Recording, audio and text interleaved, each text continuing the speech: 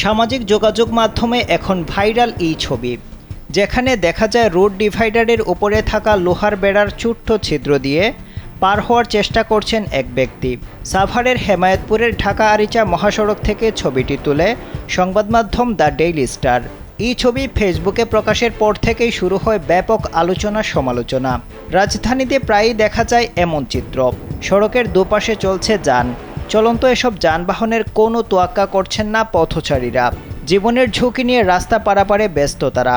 চলন্ত বাস, সিএনজি কিংবা প্রাইভেট কারের সামনে দিয়ে জীবনের ঝুঁকি নিয়ে রাস্তা পার হন অনেকে। দৌড়ে কিংবা মোবাইল ফোনে কথা বলতে বলতে রাস্তা পার হন কিছু পথচারী। কিন্তু দুর্ঘটনা ঘটার পর অনেক সময় কোনো কিছু চিন্তা না করেই চালকদের ওপর চড়াও হন সাধারণ মানুষ। ঢাকা আরিচা মহাসড়কের এই ছবি ছড়িয়ে পড়ার পর নেটিজেনরা ফুট ওভারব্রিজ ব্যবহারের পাশাপাশি সচেতনতা বৃদ্ধির পরামর্শ দিয়েছেন।